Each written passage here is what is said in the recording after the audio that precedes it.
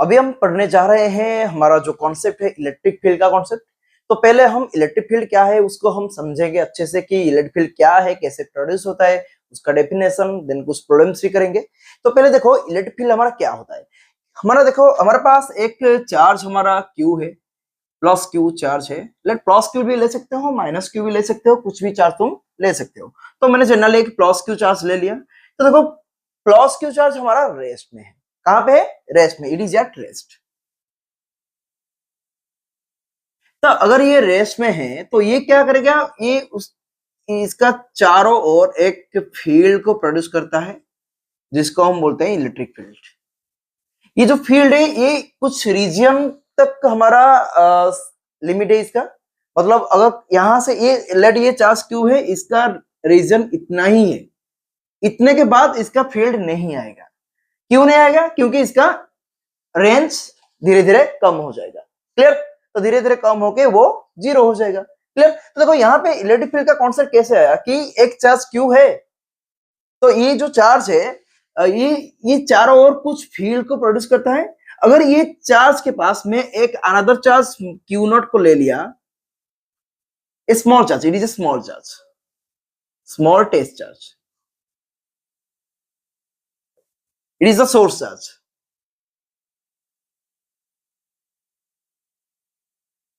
Source charge का मतलब क्या है? सोर्स चार्ज का मतलब जो इलेक्ट्रिक फील्ड को प्रोड्यूस करता है। और टेस्ट चार्ज का मतलब जो चार्ज को लेके हम टेस्ट करते हैं कि इसका इलेक्ट्रिक फील्ड है या नहीं। फिर तो यहाँ पे देखो ये जो फील्ड है, सॉरी ये जो चार्ज है जो कि रेस्ट में है, ये कुछ रीजन में इसका फील्ड को प्रोड्यूस करता है, जिस फील्ड को हम बोलते हैं इलेक्ट्रिक फील्ड। तो वो कैसे हम समझेंगे कि अगर मैं यहाँ पे एक स्मॉल टेस्ट चार्ज को इसके अंदर लाया, अगर ये इसके ऊपर ऐसे फोर्स अप्लाई करेगा तो हमें पता चल जाएगा कि ऑब्वियसली इसका कुछ इफेक्ट है जो इसको फोर्स अप्लाई करता है। मतलब देखो यहाँ पे तुम्हारा test charge, sorry source charge तुम्हारा रेस्ट में है जो कि फील्ड को प्रोड्यूस करता है। हम मानते हैं कि ये फील्ड को प्रोड्यूस करता है। तो मैं जब क्या कि यहाँ पे एक टेस्ट चार्ज ले लिया जो कि एक स्मॉल टेस्ट चार्ज है जिसका बहुत ही कम इफेक्ट होता है, नेग्लिजिबल इफेक्ट होता है। तो अगर मैं इसको इसका पास ले आया, अगर ये इसके ऊपर फोर्स अप्लाई करेगा, मतलब इन दोनों के बीच अगर फोर्स आएगा, तो हमें पता चल जाए कि यहाँ पे कुछ एनर्जेटिक फील्ड है, एनर्जेटिक रीजन है जिसके दौरान ये टेस्ट चार्ज के ऊपर हमारा फोर्स अप्लाई हो रहा है। तो इसको हम क्या कहते हैं? इलेक्ट्रिक फील्ड कहते हैं। अगर तुम्हारा फील्ड ये test charge let is always positive, okay, तो ये अगर तुम्हारा पॉजिटिव है तो ऑब्वियसली ये पॉजिटिव ये रिपल्सन करेगा।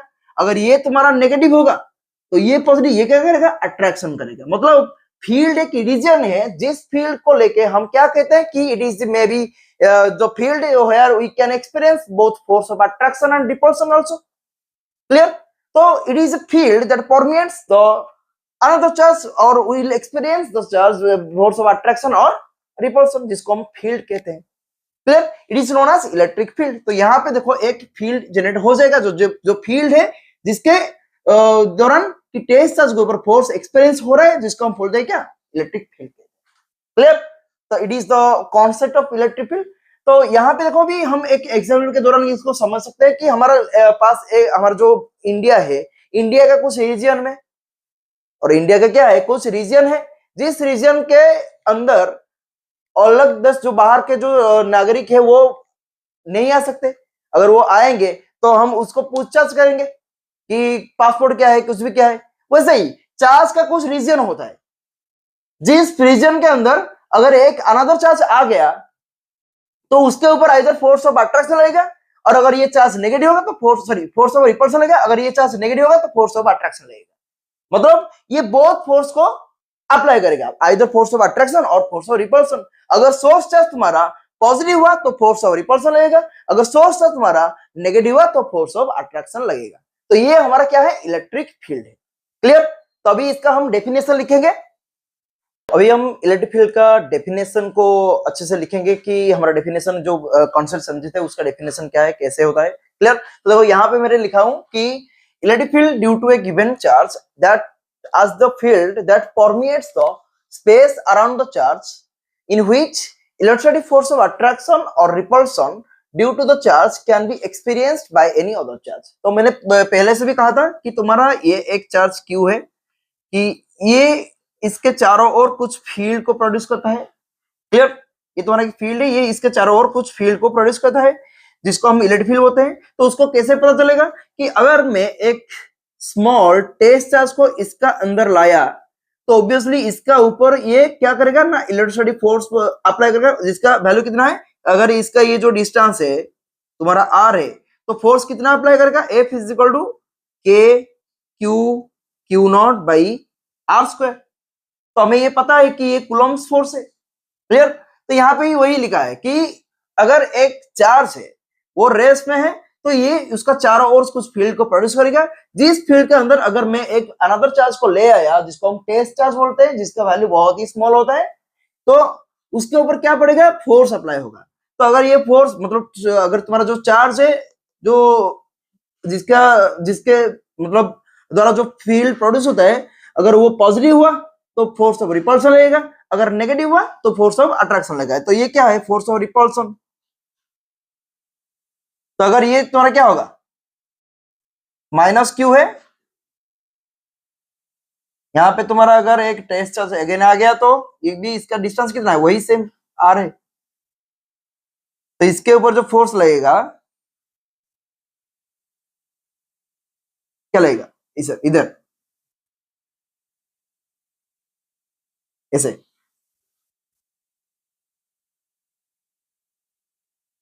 अंदर लगेगा। यहाँ पे फोर्स ऑफ रिपल्सन, यहाँ पे क्या, फोर्स ऑफ अट्रैक्शन। तो इसका वैल्यू कितना हो जाएगा, F is equal to k, वही सेम मैग्नीट्यूड सेम और direction opposite, k q q not divided by r square. ये तुम्हारा अट्रैक्टिव फोर्स है। तो देखो मैं डायरेक्शन को इधर ले लिया इसलिए मैं इसका मैग्नीट्यूड ले लिया, अगर तुम लिख सकते हो minus k q q not by r square तो ये भी चलेगा। ये तुम्हारा मैग्नीट्यूड है, ये तुम्हारा क्या है, डायरेक्शन है। क्लियर? मैग्नीट्यूड तुम्हारा सेम है, डिस्टेंस आर है, क्यू क्यू नॉट है, क्यू भी क्यू नॉट है। यहाँ पे देखो रिपल्सन लग रहा है, यहाँ पे अट्रैक्शन लग रहा है। रिपल्सन किसके लिए, पॉजिटिव चार्ज के लिए, अट्रैक्शन किसके लिए, नेगेटिव चार्ज के लिए। क्लियर? इसको हम क्या बोलते हैं, इलेक्ट्रिक फील्ड करते हैं। यहाँ पे देखो पूछा है कि बोला है कि charge that field that permeates the space around the charge, that permeates means pass through, electric field को पास करेगा। क्लियर? जिसको हम बोलते हैं क्या, इलेक्ट्रिक फील्ड। तो नीचे देखो क्या लिखा है कि if a test charge experience no force at a point, the field at that point must be zero। अगर एक टेस्ट चार्ज कोई भी फोर्स को एक्सपीरियंस नहीं करता है तो ऑब्वियसली वहां पे तुम्हारा फील्ड क्या होता है, जीरो होता है, क्योंकि फील्ड के लिए ही तो फोर्स होता है। हमारे पास पहले फील्ड है, फील्ड के द्वारा फोर्स होता है। क्लियर? तो ऑब्वियसली अगर जहां पे तुम्हारा टेस्ट चार्ज के ऊपर फील्ड फोर्स नहीं अप्लाई हुआ, फोर्स एक्सपीरियंस नहीं किया, तो वहां पे तुम्हारा फील्ड क्या हुआ, जीरो हो गया। क्लियर? तो यहां पे देखो लिखा है कि this concept of the field was first introduced by the scientist Faraday. Clear? तो यहां पे देखो और भी लिखा है कि here the charge which produce the field is called source charge. हमें पहले से भी कहा था कि जो भी चार्ज फील्ड को प्रोड्यूस करता है उसको हम क्या बोलते हैं, सोर्स चार्ज, और जो भी चार्ज फील्ड को टेस्ट करता है उसको हम क्या बोलते हैं, टेस्ट चार्ज। तो यहाँ पे तुम्हारा प्लस क्यू हो गया सोर्स चार्ज, क्यू नोट हो गया टेस्ट चार्ज, यहाँ पे तुम्हारा माइनस क्यू हो गया सोर्स चार्ज, क्यू नोट हो गया टेस्ट चार्ज। तो हमें यहां से भी पता चल गया कि एक्चुअली इलेक्ट्रिक फील्ड हमारा सोर्स चार्ज के द्वारा ही प्रोड्यूस होता है। क्लियर? तो देखो लास्ट पॉइंट हमारा क्या है कि test charge is infinitesimal small so that it affects least the electric field of the source charge। तो ऑब्वियसली मैंने बोला था कि ये स्मॉल टेस्ट चार्ज है जिसका ऑब्वियसली चार्ज जितना छोटा होगा उतना ही तुम्हारा फील्ड होगा। तो test charge is very small but is infinitesimal small, जिसका फील्ड अराउंड नेग्लिजिबल है, ओनली सोर्स चार्ज के द्वारा ही हमें। इसलिए तो मैं इलेक्ट्रिक फील्ड को डिफाइन किया कि फील्ड हम किसका करेंगे, एक ही का करेंगे, दोनों का फील्ड थोड़ी ना डिफाइन करेंगे, एक ही का तो करेंगे। तो जिसको ज्यादा फील्ड है उसको ही हम डिफाइन करेंगे, इसका फील्ड है इसलिए इसके ऊपर फोर्स लग रहा है। तो यहाँ पे हमें टेस्ट क्या है, it is a very infinitesimal small charge, इसका भी फील्ड है बट वेरी लेस है, जिसको अफेक्ट ही नहीं करता है। क्लियर? तो this is all about your electric field, इसको आप अच्छे से नोट भी कर सकते हो।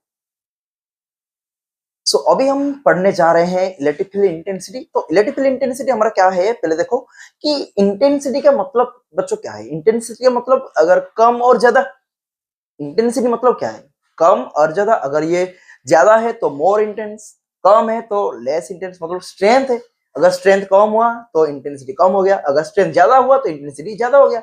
मतलब जब हम बोलते हैं कि ये एक लाइट है, लाइट बहुत ही ग्लो कर रहा है, मतलब इसका इंटेंसिटी हाई है, और एक लाइट है जो डीम कर रहा है, उसका इंटेंसिटी लो है।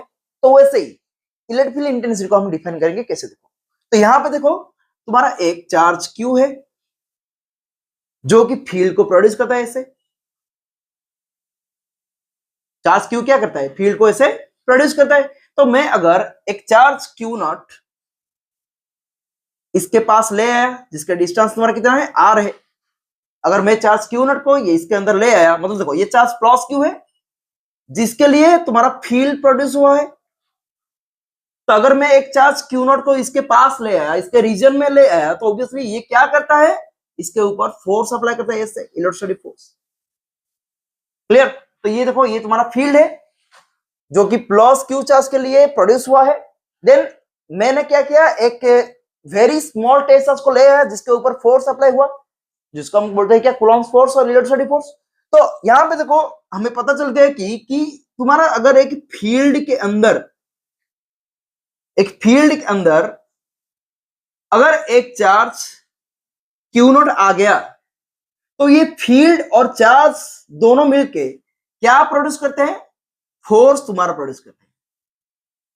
एक फील्ड के अंदर अगर एक चार्ज क्यू नॉट आ गया, तो ये दोनों मिलके क्या प्रोड्यूस करते हैं, फोर्स को प्रोड्यूस करते हैं। तो यहां पे मैं ये इलेक्ट्रिक फील्ड इंटेंसिटी को ऐसे भी लिख सकता हूं कि force experienced for unit positive test charge is known as electric field intensity, is known as electric field intensity. यहां पे तुम्हारा force is the function of distance, also electric field भी ऑल्सो फंक्शन ऑफ डिस्टेंस। तो इसको हम ऐसे भी लिख सकते हैं कि E of R is equal to Fe of R by q not. तो यहां से हमारा डेफिनेशन क्या निकल के आ गया कि the force experience for unit positive charge is known as electric field intensity. तो अभी भी इसको हम बोलते हैं क्या, कि it is the strength of the field. देखो यहां पे लिखता हूं, it is the strength of the field, it is defined as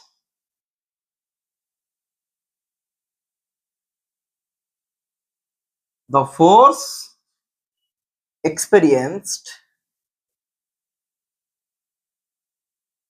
for unit positive charge, positive test charge. मतलब E is equal to F by q not. पर unit charge तुम्हारा कितना field है, सॉरी कितना फोर्स लग रहा है, पर यूनिट चार्ज तुम्हारा कितना फोर्स लग रहा है, वही इसको इंटेंसिटी को डिफाइन करता है।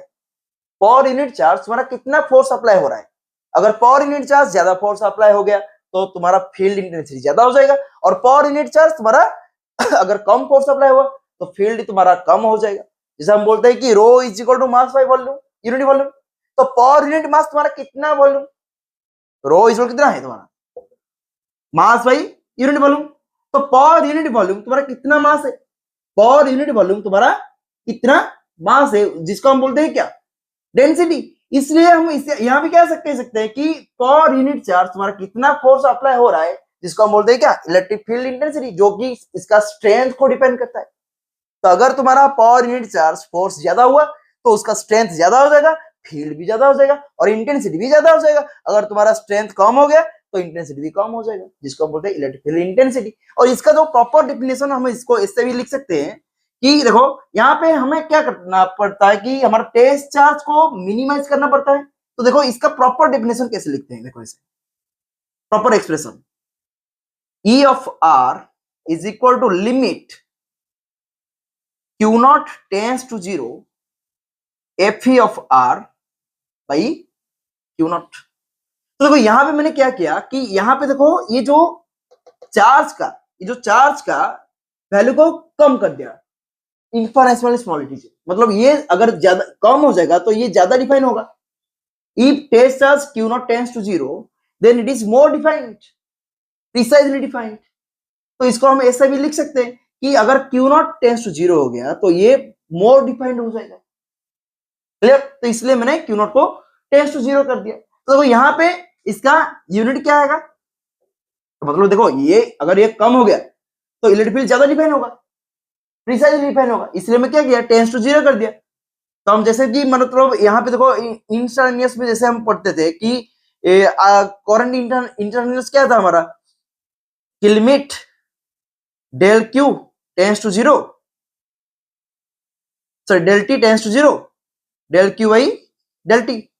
तो ये तुम्हारा current instantaneous current at any instant particular इसको डिफाइन करता है।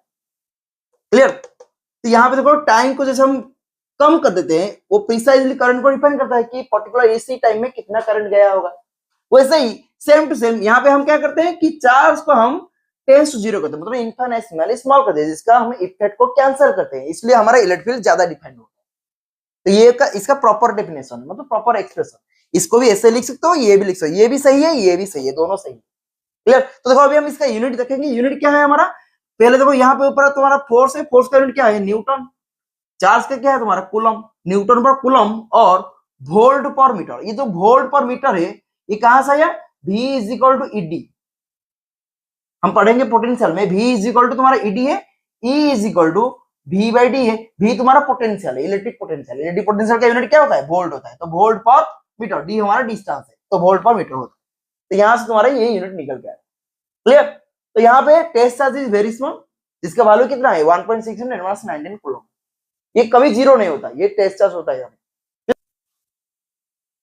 हाँ, सो देखो ये एक इजी सा क्वेश्चन है, हम इजी से आरंभ स्टार्ट करेंगे, बाद में हम कुछ कॉन्सेप्चुअल क्वेश्चन भी करेंगे। ओके, तो वीडियो बहुत लंबा हो जाएगा, इसलिए मैं कम कम करके लाता हूँ, कुछ कुछ मतलब शॉर्ट शॉर्ट क्वेश्चन, देन ज्यादा लंबा क्वेश्चन भी हम कॉन्सेप्चुअल क्वेश्चन भी डिस्कशन करेंगे। तो पहले देखो ये जो क्वेश्चन है कि calculate the force on an electron in a uniform electric field 5 × 10⁻⁴ Newton पर कूलम ड्यू नॉर्थ। तो देखो ऑलरेडी हम फोर्स को कैलकुलेट करेंगे, और फोर्स ऑन एन इलेक्ट्रॉन मतलब देखो इलेक्ट्रॉन के ऊपर फोर्स अप्लाई हो रहा है, इलेक्ट्रॉन के ऊपर फोर्स अप्लाई हो रहा है, तो तुम्हारा चार्ज क्या है, तुम्हारा -1.6 × 10⁻19 कूलम इलेक्ट्रॉन का चार्ज है, इलेक्ट्रॉन के ऊपर फोर्स अप्लाई हो रहा है।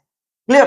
तो यहाँ पे देखो हमें जो फोर्स का फॉर्मूला निकल के आया था क्या, कि इलेक्ट्रिक फील्ड कितना था, electric field into q not is equal to F हमारा फोर्स था। ऐसे ही तो हम इलेक्ट्रिक फील्ड इंटेंसिटी को लिखे थे, फोर्स का कितना, अगर इलेक्ट्रिक फील्ड गिवन होगा तो ऐसे होगा। तो ये जो टेस्ट चार्ज क्यू नॉट है, क्यू नॉट यहाँ पे क्या है, -1.6 × 10⁻19 कूलम। तो यहाँ पे हम लिख सकते हैं ऐसे कि एफ इज इक्वल टू कितना होगा ना, E into Q, E into Q. तो देखो ई हमारे यहाँ पे कितना है 5 × 10⁴, क्यू तुम्हारा कितना है -1.6 × 10⁻19 कूलम, मतलब ये न्यूटन पर कूलम, ये कूलम, न्यूटन पर कूलम, ये कूलम। तो न्यूटन पर कूलम था इंटू कूलम था, तो ये कूलम कूलम कैंसिल हो गया, तो ओनली क्या रह गया, न्यूटन रह गया। तो यहाँ पे ये तुम्हारा कितना हो जाएगा ना, 5 × 1.6 × 10⁻⁻ कितना हो जाएगा -15 न्यूटन। तो 5 × 1.6 तुम्हारा कितना हो जाएगा कि 1.6 × 5 कितना होगा 8 इंटू कितना हो जाएगा -15 न्यूटन। डायरेक्शन कहाँ होगा, देखो डायरेक्शन कहाँ होगा, देखो यहाँ पे तुम्हारा ऐसे माइनस इलेक्ट्रिक फील्ड है, प्लस क्यू, प्लस में गिवन है इलेक्ट्रिक फील्ड, तो यहाँ पे तुम्हारा एक इलेक्ट्रॉन आता है जिसका चार्ज माइनस है, तो ऑब्वियसली ये नॉर्थ के डायरेक्शन में इलेक्ट्रिक फील्ड का डायरेक्शन कहाँ पे है, नॉर्थ पे है। क्लियर? तो फोर्स भी नॉर्थ पे लगेगा, क्योंकि in the direction of the field obviously force का डायरेक्शन होता है, in the direction of the field force का भी डायरेक्शन होता है। तो ऑब्वियसली यहाँ पे तुम्हारा ये क्या है, इतना न्यूटन ड्यू नॉर्थ है, जिस डायरेक्शन में फील्ड है उसी डायरेक्शन में क्या होगा, तुम्हारा फोर्स आएगा। और सॉरी ये तो तुम्हारा माइनस था ना, ये तुम्हारा माइनस है, हाँ माइनस है, माइनस था, तो ड्यू नॉर्थ। अगर इसको हम पॉजिटिव में लिखेंगे कि +8 × 10⁻15 न्यूटन, तो नॉर्थ का ये देखो नेगेटिव में तुम्हारा नॉर्थ है, अगर पॉजिटिव हुआ तो इसका ऑपोजिट, तो ऑपोजिट क्या हो जाएगा, ड्यू साउथ। अगर तुम्हारा नेगेटिव है ड्यू नॉर्थ तो पॉजिटिव क्या हो जाएगा, ड्यू साउथ। तो ये तुम्हारा इलेक्ट्रिक का एक इजी सा क्वेश्चन है। सो देखो यहाँ पे भी एक क्वेश्चन आया हमारा कि क्वेश्चन में पूछा है कि calculate the electrical strength which is required just support a water drop of mass 10 to the minus 3 kg and having a charge of 1.6 into 19 coulomb. तो हमें यहाँ पे इलेक्ट्रिक फील्ड को कैलकुलेट करना है जो कि एक वाटर ड्रॉप को सपोर्ट करता है, क्लियर, जिसका मास है कितना 10 माइनस 3 kg और चार्ज है कितना 1.6 into 10 माइनस 19 कूलम। मतलब ये देखो कैसे होता है, देखो तो ये तुम्हारा एक इलेक्ट्रिक फील्ड है। इलेक्ट्रिक फील्ड के अंदर क्या हुआ कि हम एक वाटर ड्रॉप को ले लिए, तो ये वाटर ड्रॉप का तुम्हारा मास है और तुम्हारा चार्ज भी है। तो मास तुम्हारा तो नीचे लगेगा, मास तुम्हारा क्या लगेगा नीचे लगेगा, देन तुम्हारा नीचे कितना होगा mass, weight, W is equal to mg। ये तुम्हारा ये क्या है कि ये just to support a water drop. Support means कौन बैलेंस करेगा, तो बैलेंस कब करेगा जब तुम्हारा ऊपर तुम्हारा फोर्स लगेगा। तो वो फोर्स कौन सा है, तो ऑब्वियसली अगर एक इलेक्ट्रिक फील्ड के अंदर एक चार्ज आया, एक इलेक्ट्रिक फील्ड के अंदर एक चार्ज अगर आया तो ऑब्वियसली उसके ऊपर कौन सा फोर्स लगेगा, इलेक्ट्रोस्टैटिक फोर्स ही लगेगा। तो यहाँ पे देखो ये एक इलेक्ट्रिक फील्ड का डायरेक्शन ऐसे गिवन है, तो ये एक इलेक्ट्रिक फील्ड के अंदर हम एक चार्ज को लेते हैं जो कि वाटर ड्रॉप का जो कुछ चार्ज है और कुछ मास है। तो मास तो नीचे लगेगा mg, ऊपर क्या लगेगा फोर्स लगेगा, तभी तो ये बैलेंस होगा। तो ऑब्वियसली बैलेंस मतलब सपोर्ट करेगा। तो F E is equal to कितना हो गया mg, तो एफ ई हमारा कितना है q E is equal to mg। Then तुम्हारा इलेक्ट्रिक फील्ड कितना हो जाएगा mg बाई क्यू। तो m तुम्हारा कितना है 10 टू माइनस 3, g तुम्हारा लेट तुम्हारा कितना है 9.8 डिवाइडेड बाय चार्ज तुम्हारा कितना गिवन है 1.6 इंटू 10 टू माइनस 19 कूलम। तो इसको अगर हम सॉल्व करेंगे तो सॉल्व करने के बाद हमारा कितना हो जाएगा 6.125 इंटू 10 टू द माइनस नहीं प्लस 16 न्यूटन पर कूलम, इतना आएगा इलेक्ट्रिक फील्ड, क्लियर। सो देखिए यहाँ पे एक क्वेश्चन गिवन है। क्वेश्चन में कहा है कि a small sphere of mass 1 gram carries a charge of 10 to plus 6 microcoulomb. The sphere is suspended by a string in an electric field of the 400 Newton per coulomb acting downwards. Calculate the tension in the string. If the charge Q is minus 6 microcoulomb, then what will be the tension of the tension? Okay, तो इसको हम calculate करेंगे। देखो question में पूछा है कि तुम्हारा एक यहाँ पे एक स्ट्रिंग है, स्ट्रिंग के साथ एक तुम्हारा बॉल अटैच्ड है। यहाँ पे तुम्हारा इलेक्ट्रिक फील्ड का डायरेक्शन गिवन है डाउनवर्ड। तो ये इसका कुछ मास होगा, मास कितना ग्राम है 1 ग्राम है। तो यहाँ पे मास अगर हुआ तो नीचे क्या लगेगा हमारा mg। ये तुम्हारा प्लस 6 माइक्रोकूलम चार्ज है, प्लस 6 माइक्रोकूलम। तो अगर प्लस 6 माइक्रोकूलम हुआ तो ऑब्वियसली हमारा जो स्ट्रिंग के साथ एक बॉल अटैच है, तो टेंशन तुम्हारा किधर लगेगा ऊपर लगेगा, टेंशन तुम्हारा किधर लगेगा ऊपर।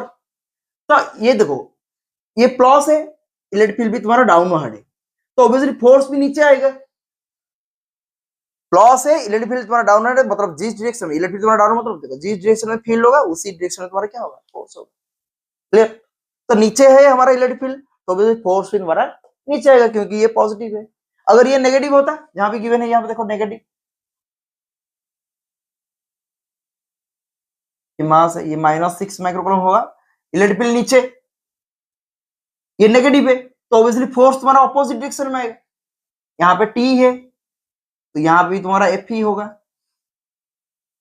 क्लियर। ये T है ये F ही होगा, नीचे क्या लगेगा mg, क्लियर। तो देखो यहाँ पे हम क्या करेंगे कि इसका जो इक्वेशन होगा क्या होगा कि T is equal to F E plus mg, यहाँ पे नीचे F ही लगेगा।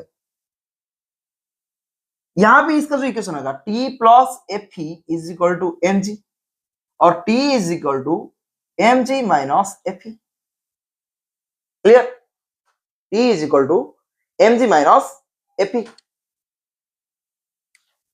हो गया। T is equal to mg minus F E, ये दोनों देखो प्लस 6 के लिए T is equal to mg plus F E, minus 6 के लिए T plus F E is equal to mg, क्योंकि ऊपर लगेगा तुम्हारा इलेक्ट्रोस्टैटिक फोर्स, ऊपर भी तुम्हारा टेंशन है, नीचे क्या लगेगा mg, क्योंकि यहाँ पे तुम्हारा इलेक्ट्रिक फील्ड पॉजिटिव है, ये नेगेटिव है, यहाँ पे दोनों पॉजिटिव था, तो ऑब्वियसली एक ही सिंगल डायरेक्शन में लगेगा। डाउनवर्ड, जिस डायरेक्शन में फील्ड होगा। यहाँ पे तुम्हारा इलेक्ट्रिक फील्ड तो डाउनवर्ड गिवन है जो कि कांस्टेंट है, बट तुम्हारा चार्ज क्या है, नेगेटिव है, जो कि, और यहाँ पे देखो ये क्वेश्चन गिवन है, इफ -6 माइक्रोकूलम हो। तो देखो दोनों के क्वेश्चन में एक साथ सॉल्व कर रहा हूं। देखो यहाँ पे देखो चार्ज तुम्हारा 6 माइक्रोकूलम है, तो यहाँ पे देखो 6 microcoulomb is equal to 6 into 10⁻6 coulomb, then 1 gram is equal to 10⁻3 kg। 1 gram is equal to 10⁻3 kg। तो इसको हम अभी यहाँ पे पुट करेंगे कि तुम्हारा टेंशन क्या होगा, यहाँ पे Fe तुम्हारा कितना है, Fe तुम्हारा कितना है, QE प्लस mg। तो Q तुम्हारा कितना है, 6 इंटू 10⁻6, E तुम्हारा कितना है 400 न्यूटन पर कूलम इंटू 400 प्लस M तुम्हारा कितना है 10⁻3, G तुम्हारा 10 ले लो, तो 10 इंटू 10⁻3 टेंशन। तो यहाँ पे देखो 10⁻3 को ले आओ कॉमन, ये क्या हो जाएगा 2400, 24 इंटू 10⁻2 इंटू 10⁻3, तो 10⁻2 इंटू 10⁻3 प्लस 10, तो ये क्या हो जाएगा 10⁻3 हुआ, तो ये हमारा क्या 2 कितना हुआ 24 इंटू 10⁻1 प्लस 10, तो देन ये कितना हो जाएगा 2.4 प्लस 10 12.4, 2.4 ये कितना होगा 12.4 इंटू 10⁻3 न्यूटन, यहाँ पे ये इतना आ गया 12.4 इंटू 10⁻3 न्यूटन। आई थिंक आप लोग समझ गए होंगे कि देखो यहाँ पे प्लस है, यहाँ पे ये भी प्लस है, तो ऑब्वियसली सिंगल डायरेक्शन में तुम्हारा फोर्स आएगा, जहां पे तुम्हारा इलेक्ट्रिक होगा वही डायरेक्शन में तुम्हारा फोर्स आएगा, नीचे इलेक्ट्रोस्टैटिक फोर्स आएगा। तो tension is equal to Fe plus mg हो गया, tension is equal to Fe plus mg। यहाँ पे तुम्हारा क्या है -6 माइक्रोकूलम चार्ज का गिवन है, तो -6 माइक्रोकूलम चार्ज क्यों आएगा कि नीचे तो तुम्हारा रिलेटिव फील्ड है, बट चार्ज को हम नेगेटिव ले रहे हैं, तो ऑब्वियसली ऑपोजिट डायरेक्शन में तुम्हारा फील्ड जनरेट होगा, सॉरी फोर्स जनरेट होगा। तो ये क्या हो जाएगा कि -Fe ऊपर ऊपर ऊपर Fe तुम्हारा आएगा इलेक्ट्रोस्टैटिक फोर्स, तो tension plus Fe is equal to mg हो जाएगा, tension plus Fe is equal to mg electrostatic force, ऊपर ले गया तुम्हारा इलेक्ट्रोस्टैटिक फोर्स, क्योंकि ये नेगेटिव चार्ज हो गया, ये दोनों सेम थे, तो जिस डायरेक्शन में फील्ड होगा उसी डायरेक्शन में तुम्हारा फोर्स होगा, ये तुम्हारा चेंज हो गया चार्ज, तो ऑब्वियसली ऊपर लेगा, फोर्स का डायरेक्शन चेंज हो जाएगा। क्लियर? तो देखो यहाँ पे क्या हुआ, ये तो आ गया, यहाँ पे इसको सॉल्व करेंगे टेंशन, तो टेंशन क्या होगा 10 into 10⁻3 into 10 plus sorry minus वही सेम Fe तुम्हारा कितना है 6 इंटू 6 इंटू 400, मतलब 24 इंटू 10⁻1, इस 10⁻3 को कॉमन ले लिया, डायरेक्ट लिखता हूं ऐसे, तो ये कितना हो जाएगा 10⁻3, तो ये 10 माइनस 2.4, तो ये कितना होगा 7.6 इंटू 10⁻3 न्यूटन, ये हो गया तुम्हारा टेंशन। अगर तुम्हारा +6 माइक्रोकूलम हुआ तो तुम्हारा इतना आएगा, अगर -6 माइक्रोकूलम हुआ तो तुम्हारा इतना आएगा। क्लियर? तो +6 के लिए नीचे होगा इलेक्ट्रोस्टैटिक फोर्स, क्योंकि direction in the direction of the field in the direction of the force obviously, but ये तुम्हारा अगर नेगेटिव हो गया तो जिस डायरेक्शन में फील्ड होगा उसी का अपोजिट डायरेक्शन में तुम्हारा क्या होगा फोर्स होगा। हम पहले से पढ़े थे कि अगर ये -q चार्ज हुआ, ये +q चार्ज है, ये तो अट्रैक्शन होता है। क्लियर? एक बड़ा सा क्वेश्चन है, क्वेश्चन में गिवन है कि a particle of mass 10⁻4 kg and charge है कितना 5 microcoulomb is thrown at a speed of 20 metre पर second against the uniform electric field 2 into 10⁵ newton पर coulomb, how much distance it travel before coming to rest। Okay, तो देखो यहाँ पे एक uniform field है, ये एक यूनिफॉर्म फील्ड है, क्लियर, ये एक यूनिफॉर्म फील्ड है, ये यूनिफॉर्म फील्ड के अंदर मैं एक पार्टिकल को थ्रो कर रहा हूं, इसी डायरेक्शन में फील्ड है, +5 माइक्रोकूलम का एक जो चार्ज होगा जिसका मास कितना 10⁻4 kg, एक पार्टिकल होगा जिसका चार्ज कितना +5 माइक्रोकूलम, इसको ऐसे थ्रो करा अगेंस्ट द फील्ड। अगर अगेंस्ट द फील्ड में इसको थ्रो किया तो इसका वेलोसिटी डिक्रीज हो जाएगा, होगा या नहीं, क्योंकि in the direction of the field velocity increase होगा, क्योंकि ये फोर्स अप्लाई करेगा, ये प्लस है ये भी प्लस है, बट मैं ये क्या कर रहा हूं कि ये जो चार्ज है, ये जो मास है, इस फील्ड को ऐसे देखो, एक चार्ज पार्टिकल लिया ऐसे, यहां से ऐसे थ्रो किया, तो ये इधर फील्ड के अंदर आएगा, तो ऑब्वियसली इसका क्या एक्सेलरेशन और वेलोसिटी डिक्रीज हो जाएगा, वेलोसिटी डिक्रीज हुआ तो ऑब्वियसली एक्सेलरेशन भी डिक्रीज होगा, मतलब एक्सेलरेशन तुम्हारा क्या होगा नेगेटिव होगा, डिक्रीमेंट होगा, डिसेलरेशन होगा, जिसको हम डिसेलरेशन बोलते हैं। तो अगर ये एक्सेलरेशन नेगेटिव हो गया मतलब डिक्रीज हुआ अगेंस्ट द फील्ड, हम क्या किए एक बॉल को थ्रो किए, तो ऑब्वियसली इसका एक्सेलरेशन डिक्रीज होगा, क्योंकि in the direction of the field तुम्हारा क्या होगा, ये ऐसे फोर्स अप्लाई होकर चला जाएगा, उसके ऊपर इलेक्ट्रोस्टैटिक फोर्स अप्लाई होगा in the direction of the field, और उसका अगेंस्ट हम फेंक रहे हैं, क्लियर। तो ऑब्वियसली उसका एक्सेलरेशन क्या होगा डिक्रीज हो जाएगा। तो अगर डिक्रीज हुआ वो कितने डिस्टेंस में रेस्ट में आएगा उसको हम कैलकुलेट करेंगे। तो पहले ये देखो हमारा यहाँ पे देखो मैं करता हूं कि F इज इक्वल टू क्या है हमारा QE, Q हमारा कितना गिवन है, Q हमारा 5 माइक्रो कूलम है, तो 5 into 10 to the minus 6 coulomb. E तुम्हारा कितना गिवन है 2 इंटू 10 टू द 5 न्यूटन पर कूलम, क्लियर। स्पीड तुम्हारा v कितना है 20 मीटर पर सेकेंड। तो यहाँ पे F is equal to QE, Q कितना है तुम्हारा यहाँ पे पुट कर दो 5 into 10 to the minus 6 into 2 into 10 to the minus 5, तो ये कितना हुआ ये 10 इंटू 10 माइनस 1, मतलब ये 1 न्यूटन हो गया, फोर्स तुम्हारा 1 न्यूटन हो गया। तो ऑलरेडी एक्सेलरेशन हमें निकालना है कि F is equal to ma, तो बॉडी इसको हम थ्रो कर रहे हैं, मतलब ये क्या है एक्सेलरेट हो रहा है, तो एक्सेलरेट तो यहाँ नहीं हो रहा है, यहाँ पे क्या हो रहा है डिसेलरेशन हो रहा है, एक्सेलरेशन कम ही हो रहा है, कम हो रहा है। तो यहाँ पे हम क्या लिखेंगे कि F is equal to a, तो a कितना हो जाएगा minus F by m against the field, due to against the field, clear. a is equal to minus F by m, तो F तुम्हारा कितना है 1 है, मास तुम्हारा कितना है 10 माइनस 4 kg, तो ऑब्वियसली ये क्या होगा 10 टू द 4 मीटर पर सेकेंड स्क्वायर, क्लियर।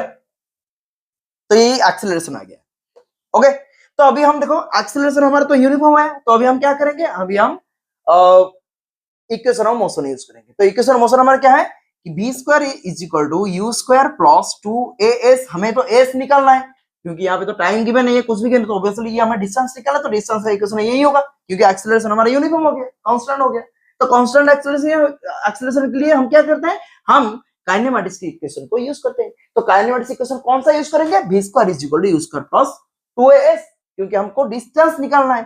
तो v square minus u square is equal to 2as हुआ, तो v तो हमारा जीरो होगा, मोमेंटली कमिंग टू रेस्ट, तो फाइनल वेलोसिटी हमारा क्या होता है जीरो होता है, तो जीरो माइनस u स्क्वायर कितना, इनिशियल वेलोसिटी हमारा कितना था 20 मीटर पर सेकंड से हम ऐसे फेंक रहे थे, तो ये क्या हो जाएगा 20 का square is equal to 2 into minus 10 to the minus 4, ये तो माइनस होगा ना, माइनस माइनस हुआ, तो 10 to the minus 4 into s, तो माइनस माइनस तो कैंसिल हो गया, तो ये क्या हो जाएगा एस कितना होगा, तो 2 का स्क्वायर 20 का स्क्वायर कितना हो जाएगा 400, ये बाई कितना हो जाएगा 2 इंटू 10 माइनस 4, तो ये कितना हो जाएगा 2 इंटू 10 टू द माइनस 2, तो आंसर कितना हुआ 0.2।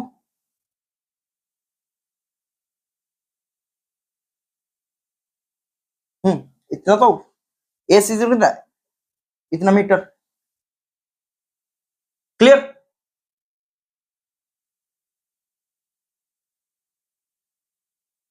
सर ये तो 4 हुआ ना, ये माइनस नहीं प्लस है, ठीक है 2 इंटू 10 माइनस 2 मीटर, तो ये हमारा क्या है आंसर है। तो तुम्हारा डिस्टेंस कितना आ जाएगा इतना 2 इंटू 10 माइनस 2 मीटर, क्लियर।